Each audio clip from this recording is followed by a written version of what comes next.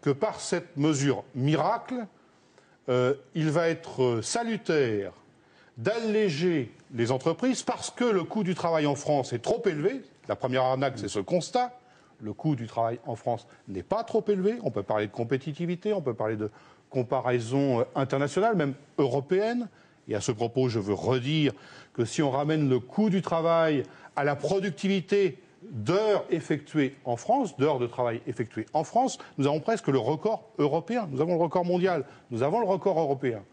Donc il est faux de dire que la situation au premier point de départ du chômage est due à un coût du travail trop élevé.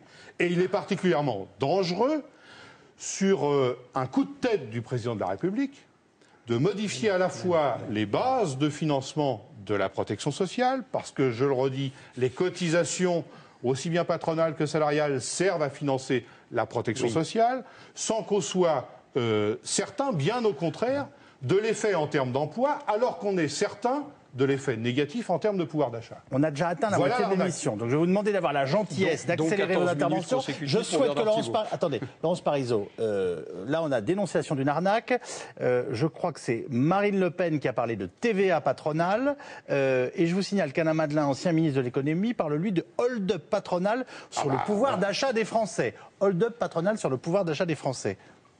Que dites-vous? Que ce n'est rien de tout cela. Rien de tout cela. Je crois qu'on a quand même dit en début d'émission qu'il y avait un problème, on est tous d'accord là-dessus, de compétitivité de notre pays. Il y a plusieurs formes de compétitivité. Et il y a la compétitivité prix, mais il y a d'autres formes de compétitivité, on pourra en reparler, compétitivité hors prix. Enfin, on parlait de l'innovation, c'est notamment ça. Mais il y a un problème de compétitivité prix, c'est incontestable.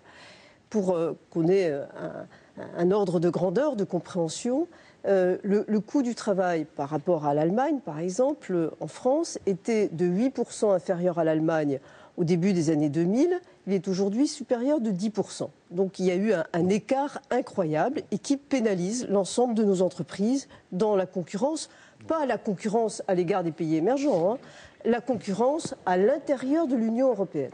Ça, c'est un point de départ. Deuxième élément. Sur le travail, effectivement, par les cotisations des employeurs et celles des salariés, on finance la protection sociale. Les besoins sont très importants et ils ne vont pas cesser de croître. Nous ne voulons pas nous entrepreneurs, personne en France, nous ne voulons pas diminuer le niveau de qualité de notre protection sociale. Donc il faut se demander comment on peut élargir les assiettes, trouver d'autres assiettes pour financer, pour satisfaire ces besoins de financement et en même temps cesser de pénaliser la compétitivité.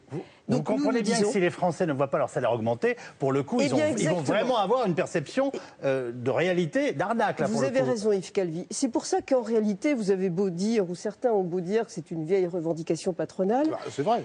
Nous avons beaucoup évolué et beaucoup travaillé, et ce que nous proposons depuis que nous l'avons rendu public en novembre est tout à fait inédit et ne ressemble pas du tout à ce qui avait été dit jusqu'alors. Je peux vous poser une question un peu plus précise. Il faut que je dise quand même ce que nous proposons, c'est en deux mots, s'il vous plaît, Yves Calvi. Nous disons qu'il faut baisser les cotisations que payent les employeurs et baisser les cotisations que payent les salariés. Ça veut dire que les salariés, du coup, vont récupérer du salaire net, du pouvoir d'achat net. Et de l'autre côté, il faut deux mouvements, un mouvement de hausse de la TVA modéré et également un mouvement de hausse de la CSG. Vous voyez bien que si on bouge sur deux sources de financement, un peu la TVA, un peu la CSG, ça veut dire qu'on arrive à étaler les choses d'une manière telle que ceux qui sont les plus modestes ne souffrent pas. Et en plus, sur la TVA, on peut très bien faire en sorte qu'il n'y ait pas d'augmentation sur la TVA des produits de première nécessité. Donc on a un double mouvement, ce qu'on appelle la double hélice. Ça, c'est vraiment quelque chose de tout à fait inédit. Ça a été fait à peu près, pas tout à fait de la même façon, mais au Danemark, ça a eu des effets positifs sur l'économie. Ça a été fait en Allemagne. Et c'est ce qui explique largement le succès de l'Allemagne. Quel est le taux de TVA d'Allemagne aujourd'hui ? Mais peu importe. Il est à 19, il est comme en France. Mais ça n'a rien de ça. Juste une précision. Attendez. Mais d'accord. La moyenne européenne est à 20,7. La France est à 19,6. La moyenne européenne de TVA taux normal, c'est 20,7. Mais si on dit quel est le taux de TVA en Allemagne, moi je vous demande la question, pose la question, Bernard Thibault, quel est le taux de cotisation en Allemagne par rapport à la France ? sur le salaire brut. En cotisation, il y en a moins en Allemagne, mais ils payent plus d'impôts pour leur couverture sociale. D'accord. Il y a une autre mécanique de financement de la protection sociale. Nous, on a plus de cotisations sociales. Eux, on fait le choix. Nous proposons de la CSG. Vous n'allez pas être contre la CSG, ça touche les revenus du capital. L'essentiel de la collecte se fait quand même sur les revenus des salaires aujourd'hui. Benoît Hamon. Mais puisqu'on aura baissé la cotisation que payent les salariés, on a de quoi faire quelque chose qui soit gagnant-gagnant. Benoît Hamon et Marielle de Sarnez, allons-y. Et puis moi. Benoît, bien sûr. J'en ai une. Bien sûr. Je ne vous surprendrai pas, mais je ne crois absolument pas dans la démonstration gagnant-gagnant que vient de nous faire Laurence Parisot. Pourquoi ? Parce qu'on nous propose quelque chose d'assez simple. On va baisser d'un côté les cotisations des employeurs, les cotisations des salariés, et on va compenser ça par quoi ? Par une augmentation de la TVA, peut-être un peu de CSG, mais qui viendra là financer la recette qui manque à travers la baisse des cotisations employeurs et salariés. La première question qui est posée, c'est d'abord, je voudrais savoir de combien de points de cotisation employeurs il y aura en moins, combien de points de cotisation salariés, mais c'est est-ce que déjà les cotisations salariées qu'on payera en moins, cette augmentation très faible du salaire net compensera l'augmentation des prix liée au fait qu'il y aura 2-3 points de TVA en plus ou pas. Je termine s'il vous plaît, Madame Parisot. D'accord. Première chose.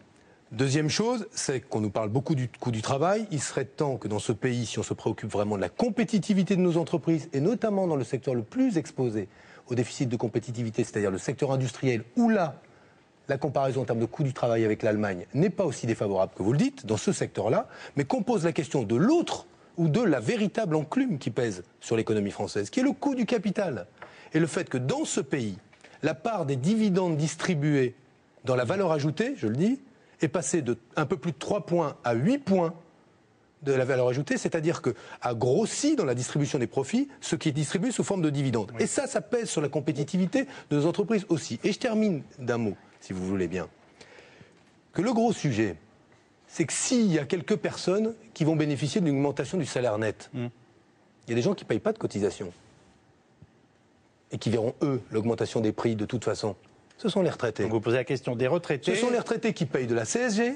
Mais les retraites sont indexées sur l'inflation. Non. Et qui voient aujourd'hui et verront les prix augmenter. J'ajoute en plus... Il n'y a pas d'indexation des retraites sur l'inflation. Attendez, je termine, si vous le voulez bien, Éric Besson. Oui. J'ajoute que, de surcroît, la baisse des cotisations employeurs, la question est de savoir de quelle manière est-elle répercutée. Or, nous constatons quoi ? Qu'à chaque fois qu'on a eu une forme d'amélioration du contexte dans lequel les employeurs faisaient leurs affaires, notamment dans le domaine hôtel, café, restaurant, où là, cette fois-là, on n'a pas baissé les cotisations, mais on a baissé la TVA. On a constaté quoi ? Que la répercussion, elle se faisait sous la forme ou de prise de marge, parfois de création d'emplois, mais pas suffisamment, et assez peu de répercussions sur les prix. Eh bien, je vous dis ce qui va se passer. Vous êtes en train de nous dire que les cadeaux aux entreprises profitent aux entreprises. C'est pas nouveau. Et même, il y a quelque chose d'assez suspect dans tout ça. C'est que moi, j'écoute avec beaucoup d'attention Madame Parisot, qui est une actrice du débat politique maintenant, plus qu'économique et social, du débat politique depuis quelques années. On ne peut pas dire qu'elle n'ait pas obtenu satisfaction de la part de ce gouvernement depuis 4 ans. Vous lui avez distribué 2 bons points aujourd'hui. Je comprends pourquoi vous le faites, puisque vous a donné satisfaction beaucoup. Et je constate au bout du compte quoi ? Qu'objectivement, la situation des salariés et des retraités, tant vis-à-vis de leur emploi que vis-à-vis de leur pouvoir d'achat, s'est détériorée. Si vous aviez, et je vous le dis, la moitié de l'énergie que vous mettez à vous battre pour la TVA sociale... Personne ne parle des commerçants et des artisans, mais qu'eux aussi vont déguster. Mais la moitié de cette énergie, pour poser la question dont, aujourd'hui, dans l'économie française, le coût du capital devient une véritable enclume. Si sur ces sujets-là, vous vous investissiez, je pense que vous auriez un tout petit peu plus de crédit au moment de parler de l'augmentation de la TVA que tous les Français... Attendez, j'aimerais que Marielle de Sarnez, qui n'a pas pris la parole depuis un long moment, puisse réagir et nous donner son avis.